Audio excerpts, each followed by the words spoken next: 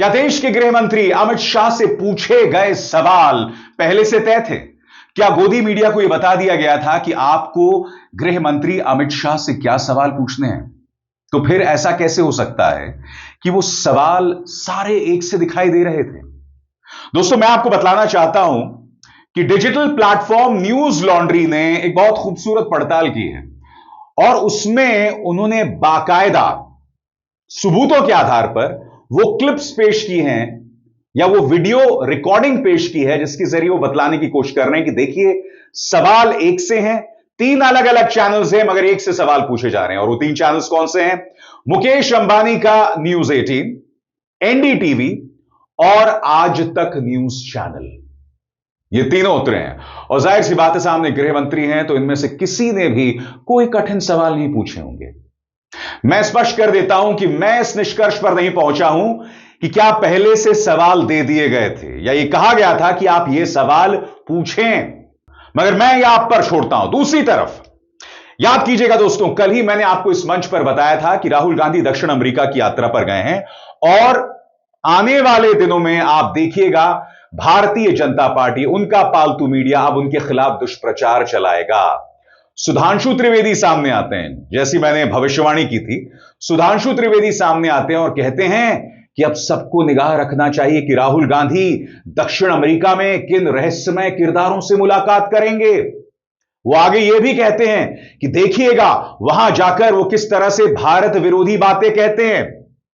यानी कि जमीन तैयार कर दी गई है राहुल गांधी पर प्रहार करने के लिए। उसकी हम चर्चा करेंगे, मगर सबसे पहले देश के गृह मंत्री अमित शाह का इंटरव्यू मैं यहां पर छोड़ता हूं दोस्तों, और आप खुद इस निष्कर्ष पर निकलें कि क्या यह सवाल पहले से तय थे। मसलन एक कॉमन सवाल जो पूछा गया कि क्या आप और प्रधानमंत्री नरेंद्र मोदी बेस्ट फ्रेंड्स हैं, BFF हैं, बेस्ट फ्रेंड्स फॉरएवर, यानी कि सर्वश्रेष्ठ मित्र सर्वदा।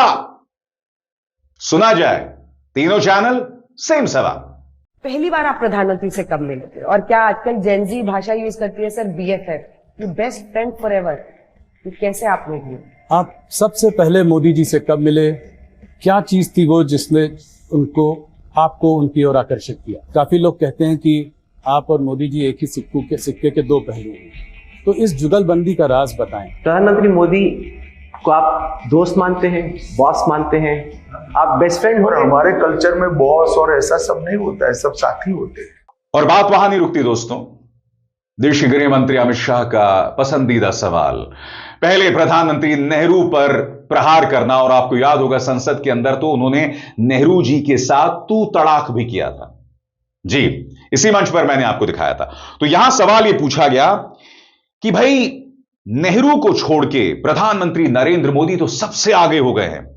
सबसे बड़ी बात, जब टफ सिचुएशन होती है तो क्या आप दोनों में कोई मतभेद सामने उभर कर आते हैं? 1 मिनट का क्लिप है दोस्तों, आप खुद फैसला कीजिए कि यहां क्या हो रहा है। इस देश में लॉन्गेस्ट सर्विंग प्राइम मिनिस्टर्स को अगर लिया जाए तो नेहरू जी, इंदिरा जी और मोदी जी का नाम है। मोदी जी को आप नेहरू और इंदिरा जी से कैसे कंपेयर करेंगे? इतने लंबे वक्त तक भारत पर राज करने वाले, शासन करने वाले या पावर में रहने वाले 2 ही पीएम थे, एक पंडित नेहरू और अब प्राइम मिनिस्टर मोदी। बाकियों का रिकॉर्ड पीछे जाता जा रहा है। जब इन दोनों प्रधानमंत्रियों की लेगेसी और उनके कार्यकाल को आप देखते हैं, इतिहास आपके हिसाब से कैसे इसको याद करेगा? प्रधानमंत्री मोदी को एक बहुत हार्ड टास्क मास्टर भी माना जाता है। विजन भी बड़ा है, एग्जीक्यूशन भी इतना बढ़िया है, तो टफ टास्क मास्टर भी रहे होंगे। आप लोगों को पिछले 11 सालों में कभी कभी टफ सिचुएशन से भी गुजरना पड़ा है। मोदी सरकार के 11 साल में आपकी नजर में और करीब से, चूंकि आप काम कर रहे थे, सबसे चैलेंजिंग टाइम कब आया? क्या अमित शाह जी में और मोदी जी में डिसएग्रीमेंट होती है? कभी किसी बिंदु पर ऐसा हुआ कि पीएम की कुछ और सोच थी और आपकी कुछ और सोच थी? मैं आपको याद दिलाना चाहूंगा दोस्तों, जब लोकसभा चुनाव हो रहे थे तब आपको याद होगा एक खबर आई थी कि प्रधानमंत्री नरेंद्र मोदी के जितने भी इंटरव्यूज हुए हैं वो भारतीय जनता पार्टी ने रिकॉर्ड किए हैं। इस तरह की खबरें आई थी। उसकी पुष्टि नहीं हो पाई क्योंकि जाहिर सी बात है इन चीजों का सबूत नहीं होता है, मगर उसकी सुगबुगाहट थी। मगर सबसे शॉकिंग बात यह थी दोस्तों, जैसा कि आप न्यूज लॉन्ड्री की इस खबर में देख सकते हैं, Aaj Tak and India TV air BJP promotional content as news. सरल शब्दों में कहा जाए, भारतीय जनता पार्टी का जो प्रचार मटेरियल था उसे आज तक और इंडिया टीवी ने खबर बताकर अपने दर्शकों के सामने पेश किया। कायदे से कहना चाहिए था यह विज्ञापन है, मगर उसे खबर बताकर पेश किया गया, ऐसा न्यूज लॉन्ड्री ने दावा किया। और सिर्फ आज तक की बात नहीं है, ये कई चैनल्स हैं जिसके बारे में कहा जाता है कि Bharatiya Janata party interviews record करती है और फिर तमाम न्यूज चैनल्स उसे चला देते हैं। और जैसे मैंने बताया दोस्तों, इसके लिए मुझे प्रमाण पेश करने की जरूरत नहीं है, क्योंकि जब प्रधानमंत्री का इंटरव्यू किया जाता है तो उन्हें फुल टॉस दिया जाता है, उन्हें फ्लाइटेड बॉल दी जाती है ताकि उस गेंद को वो स्टेडियम के बाहर फेंक सकें। आपको याद होगा, आज तक इंटरव्यू कर रहा था और उसमें जिस एनडीटीवी के पत्रकार को आपने देखा, उन्होंने प्रधानमंत्री से पूछा कि प्रधानमंत्री, आज अपने इंटरव्यू में हमने आपसे सारे कठिन सवाल पूछे, कोई अब नहीं कह सकता कि हमने कठिन सवाल नहीं पूछे। तो आप जानते हैं प्रधानमंत्री ने क्या जवाब दिया था? कि आप लोग घबराए हुए उन लोगों से जो आपसे कहते हैं कठिन सवाल पूछो, उन लोगों से घबराओ मत, उनका इलाज मैं करूंगा, उस इकोसिस्टम का इलाज मैं करूंगा। आपको याद है कि नहीं? सुनिए क्या कहा था प्रधानमंत्री ने। मेरे साथी भी ये मानेंगे कि बहुत सॉलिड इंटरव्यू था, मतलब जितने भी मुश्किल सवाल हो सकते थे आपसे पूछे गए। आपने किसी ये ही मेरा आप लोगों से शिकायत है, ये मुश्किल शब्द आपका नहीं है। एक इकोसिस्टम ने आप लोगों को डरा करके रखा हुआ है और आप लोग बुज़दिल की तरह डरे हुए हो, उनके एजेंडा सेट के लिए सवाल लेके घूम रहे हो। आपको बुरा लगेगा, मैं सच कहता हूं, आप सब लोग दबाव में जी रहे हो। और मैं मानता हूं, मैं भी जाता आता हूं तो कभी पत्रकारों से कम उनके हाल तबीयत वगैरह तो पूछता हूं। मैं सीरियस नेचर के सवाल जवाब नहीं करता हूं, तो पूछता हूं। मुझे ऐसा लगता है उनके दिलों में कुछ और पड़ा हुआ है, उनके अनुभव कुछ और है। लेकिन एक इकोसिस्टम ने ऐसे सवाल बना करके खड़े कर दिए कि आप तब तक पत्रकार नहीं है, आप तब तक न्यूट्रल नहीं है जब तक ये पूछे नहीं। इस मुसीबत से मुझे आपको भी निकालना है, वो काम भी मैं ही करूंगा। कहने का अर्थ साफ है, जो पत्रकार है उसकी आलोचना होती रहती है कि तुम प्रधानमंत्री से कठिन सवाल नहीं पूछते हो, और जब उसने प्रधानमंत्री से कह दिया तो प्रधानमंत्री क्या कहते हैं कि जो लोग तुम पर दबाव बनाते हैं मैं उनका इलाज करूंगा। प्रधानमंत्री की भाषा है। और आपको याद होगा, इसी इंटरव्यू में जब राहुल गांधी के बारे में सवाल पूछा गया था तो प्रधानमंत्री ने क्या कहा था? कौन राहुल? याद है? सुना जाए। राहुल ने सर जो ये अमीरी गरीबी की बात की। कौन राहुल? हमारे वाले राहुल। तो वो आपके वाले नहीं है। आज सर फॉर्म में एकदम। आज सर एकदम फॉर्म में, लेकिन मैं दूसरे वाले राहुल की भी बात करता हूं। और आगे बढ़ने से पहले एक जरूरी संदेश। मेरे कार्यक्रमों के लिए आप नोटिफिकेशन का इंतजार मत कीजिए, मेरे चैनल में जाइए और खुद जाकर कार्यक्रम देखिए और रहिए अपडेटेड। और हां, ज्वाइन कीजिए मेरा चैनल। देखिए यह जरूरी संदेश।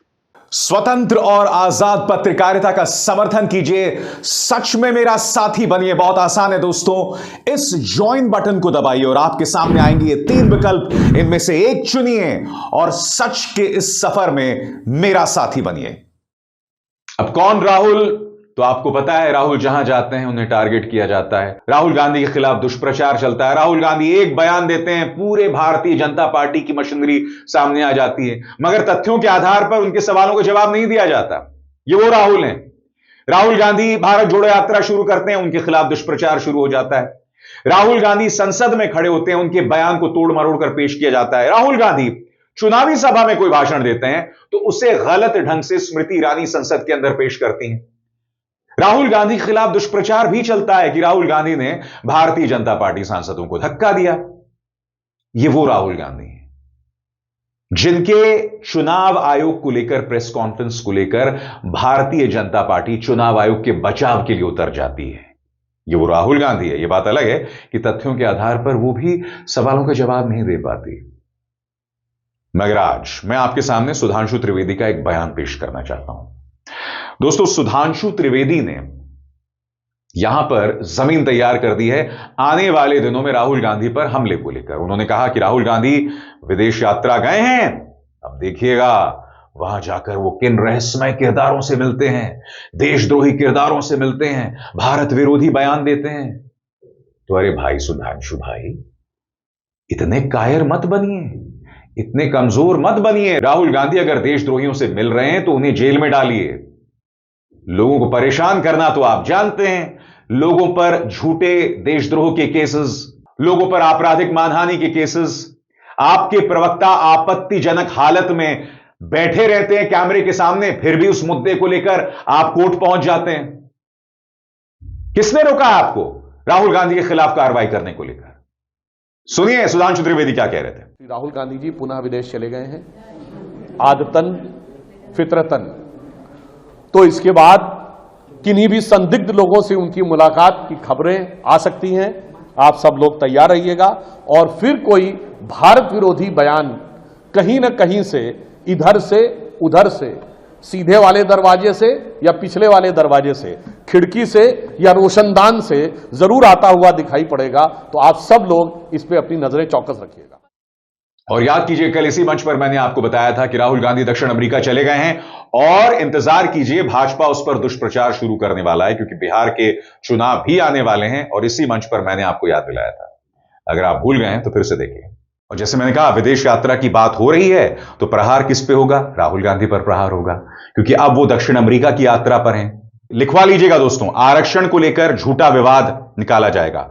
और हां, दूसरी अहम बात, राहुल गांधी इस बार अगर चाइना पर कुछ कहते हैं ना तो उस पर विवाद नहीं होगा। क्यों? क्योंकि इस वक्त प्रधानमंत्री नरेंद्र मोदी चाइना से दोस्ती करना चाहते हैं। लिहाजा गोदी मीडिया को यह कह दिया गया है कि भैया चाइना को लेकर कोई विवाद मत पैदा करो। क्यों? क्योंकि अमेरिका ने 100% टैरिफ लगा दिया, इसलिए चीन से दोस्ती करनी है। तो लिखवा लीजिए, राहुल गांधी इस बार चाइना पर कुछ भी कहेंगे दक्षिण अमेरिका में, उस पर विवाद नहीं होने वाला है। पिछली बार उन्होंने क्या कहा था, याद है कि नहीं आपको? पिछली बार राहुल गांधी ने कहा था कि चाइना दुनिया का प्रोडक्शन हब है, उत्पादन केंद्र है, और मेरी यह ख्वाहिश है कि भारत भी ऐसा हो सके। स्वाभाविक सी बात है, इसमें कोई देशद्रोह नहीं है, कोई अराजकता नहीं है। मगर उनके इस भाषण को लेकर याद कीजिएगा, गोदी मीडिया, भाजपा ने क्या क्या नहीं चलाया था कि राहुल गांधी चीन परस्त हैं, राहुल गांधी को चाइना पसंद है, और ये तमाम बातें। शर्म इनको मगर आती नहीं। तो इंतजार कीजिएगा दोस्तों, ये सब होने वाला है। मगर हां, दक्षिण अमेरिका में राहुल गांधी के भाषण के किसी हिस्से को अगर बिहार से जोड़ा जा सकता है तो ये पक्का करने वाले हैं, पक्का करने वाले हैं। मगर शायद अब राहुल गांधी को भी परवाह नहीं है, इसलिए वो चले जाते हैं और अपनी बात जो कहना होता है कह देते हैं बगैर डरे। मैं फिर आपसे पूछना चाहता हूं दोस्तों, अमित शाह से जो इंटरव्यू किए जाते हैं, सॉफ्ट इंटरव्यूज किए जाते हैं, अमित शाह से जो इंटरव्यूज किए जाते हैं, सारे इंटरव्यूअर्स के सवाल एक से दिखाई देते हैं। इसके अलावा जैसा कि न्यूज लॉन्ड्री की खबर बता रही है, आज तक और इंडिया टीवी ने भाजपा का जो प्रचार का मटेरियल था उसे खबर बताकर पेश किया, जो अपने आप में गलत है। मगर सही गलत क्या है दोस्तों? ये जो गोदी मीडिया है, ये तो जहरीला प्रचार करता है। एनबीडीएसए ने इन चैनल्स के न जाने कितने कार्यक्रम हटवाए हैं। रिपब्लिक न्यूज, न्यूज 18, जी न्यूज, इनके जहरीले कार्यक्रमों को हटवाया है, इन पर फाइन लगवाया है, मगर इनके कान में जूं तक नहीं रेंगती। आपको क्या लगता है, कुत्ते की पूंछ को 12 महीने पोल के अंदर रखो, वो सीधी नहीं होने वाली है ना? और दूसरी तरफ राहुल गांधी के खिलाफ दुष्प्रचार, क्योंकि भाजपा को लगता है कि सिर्फ झूठ के आधार पर, दुष्प्रचार के आधार पर आप विपक्ष के नेताओं को घेर सकते हैं। मगर मेरा यह विश्वास है दोस्तों, इस सब की एक उम्र है, वक्त लगेगा, जनता देखेगी इसे, समझेगी इसे कि हो क्या रहा है। मगर हो क्या रहा है दोस्तों, जो जनता इस पर विश्वास कर रही है ना, इस झूठ पर विश्वास कर रही है, इस प्रपंच पर, इस दोगलेपन पर सवाल नहीं कर रही है भाजपा की, वो खुद का नुकसान कर रही है। क्योंकि आप उस झूठ, उस दुष्प्रचार पर विश्वास कर रहे हो, उस नफरत पर विश्वास कर रहे हो, मगर हकीकत आपके सामने है। अभिसार शर्मा को दीजिए इजाजत। नमस्कार।